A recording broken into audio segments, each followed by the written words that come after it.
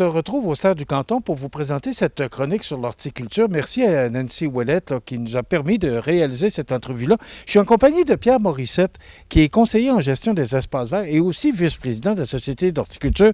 Pierre, bonjour. Bonjour Michel, ça va bien? Oui, merci. Et vous? Oui, très bien. Pierre, on va parler aujourd'hui des changements dans le monde horticole au cours de la période de 1950 à 2050, donc les 100 dernières ou prochaines années. Là, ça change beaucoup, puis ça change vite. Ça a changé et ça va changer encore, mais différemment.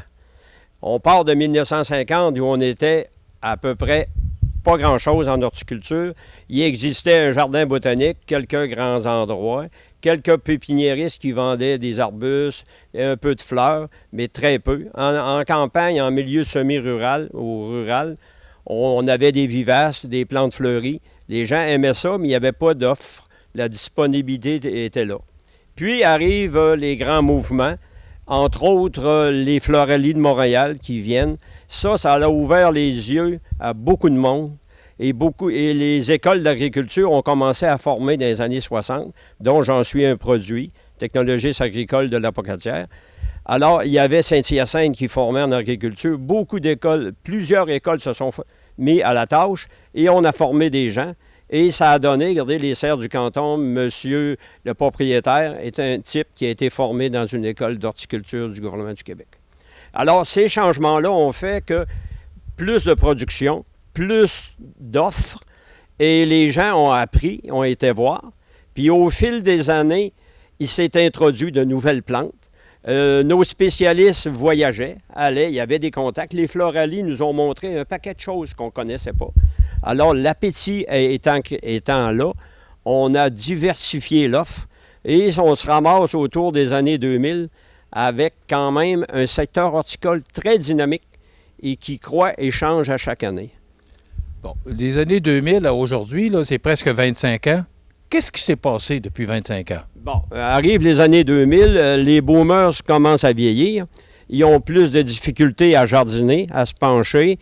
Ils délaissent leur beau terrain pour aller en appartement ou autre. L'autre génération est allée à l'école beaucoup. Ils sont occupés, ils ont beaucoup d'occasions et d'activités avec les enfants, et ainsi de suite. Ils ont moins de temps à consacrer. Et arrive l'Internet, les grands réseaux d'information qui sont disponibles à tout le monde. On peut fouiller là-dessus et aller chercher de l'information. Sauf que sur Internet, vous avez beaucoup d'informations. Si vous ne savez pas exactement ce que vous cherchez, vous allez trouver beaucoup de choses que vous ne cherchez pas. Et ça va, c'est complexe un peu, là. Mais c'est une source pour vérifier des choses. Moi, je le fais, c'est merveilleux. Je sais qu'est-ce que je veux avoir comme réponse. Mais les gens qui sont moins au fait du sujet vont chercher et des fois partir sur une trace. C'est pour ça que les sociétés d'horticulture qui sont nées vers les années 75, à partir de ce moment-là, il y a une fédération. Ces gens-là diffusent l'information vers les gens qui sont intéressés et leur donnent des indications, les rassurent, leur donnent des pistes de solutions. Mais il reste que maintenant, l'avenir est différent. Vous voyez les potées fleuries qui nous entourent, bien, les gens maintenant achètent des objets, des plantes, des aménagements déjà tout faits. Ils accrochent ça, ils l'arrosent, mais ils oublient qu'en partant en vacances 2 semaines, si on ne l'arrose pas, il va sécher. Hein, l'entretien des jardins, c'est day to day, hein, il faut le faire, il faut être là tout le temps. Alors, les années 2000, c'est à peu près que ça nous a fait. La diversification de l'offre, on peut retenir que c'est le point le plus important. Oui. Là, vous m'avez parlé de 1950 à 2000, après ça 2000 à 2024. Là, parce que, et là, de 2024 à 2050, comment voyez-vous l'avenir? Est-ce que vous le voyez rose, gris ou noir? Bien, il va être coloré comme les fleurs le sont. Par contre, répondu. On s'en sort bien. Oui. Mais il faut dire qu'il va y avoir l'offre va continuer à être très diversifiée. Et les clients, les gens qui achètent, sont exigeants. Ils veulent avoir tel type de plantes, recherchent des plantes vedettes, des plantes qui font image.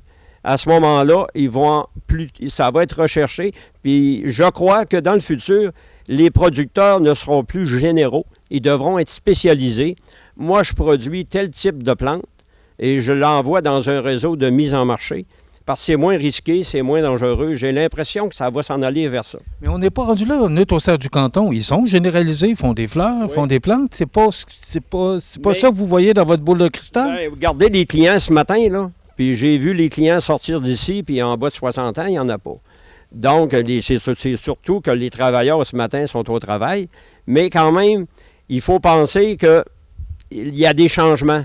En plus, on a, qu'est-ce que ça sera dans le futur? Il faut penser on va intégrer des légumes dans l'aménagement.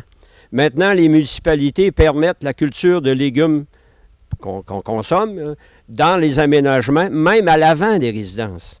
Parce que ça commence. Il y a eu des causes qui ont été entendues, puis c'est accepté par les citoyens maintenant qu'on puisse voir des légumes dans un aménagement qui sont consommables.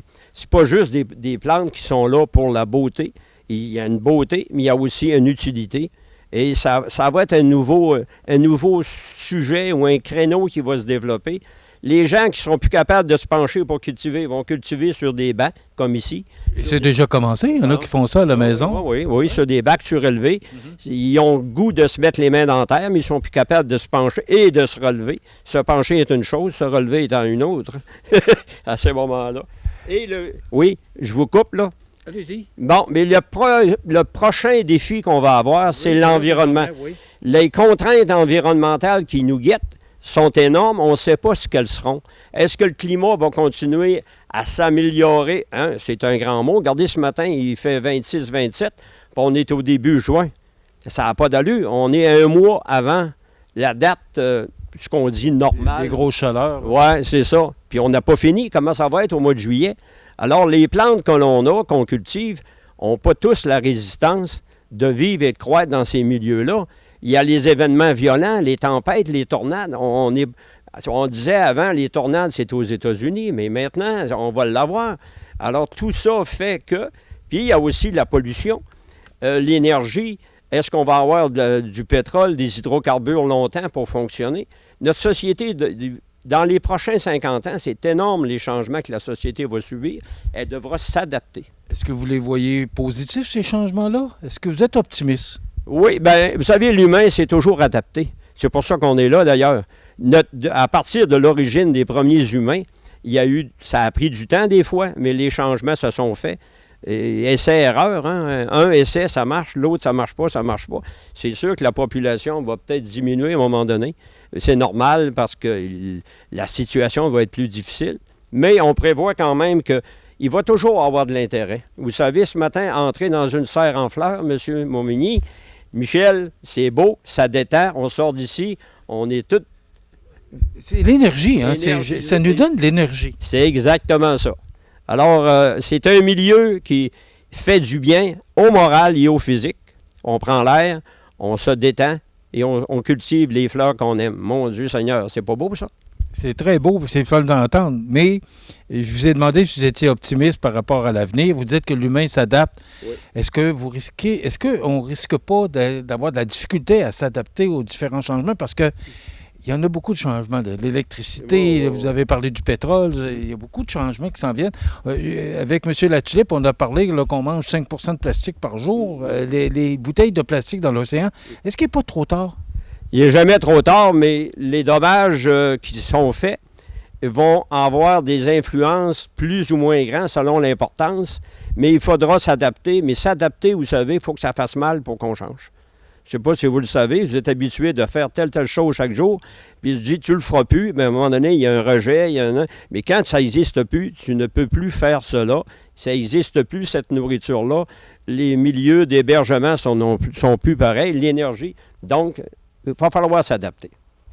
C'est très intéressant. Moi, j'aurais jasé avec vous, moi, 1 heure de temps, parce qu'il y a tellement de choses qu'on pourrait jaser. Merci beaucoup, Pierre. Et j'espère qu'on aura l'occasion de se reparler. Monsieur Pierre Morissette, qui est conseiller en gestion des espaces verts et vice-président de la Société d'horticulture de Montmagny. Je vous rappelle qu'on a enregistré cette chronique-là ici au Serre du Canton. Merci à Nancy Ouellette, copropriétaire des Serres du Canton, qui nous a permis de faire cette entrevue-là, ou cette chronique-là, ici même. M. Morissette, au plaisir de se rencontrer à nouveau. Plaisir, M. Mommy. Voilà, ça complète.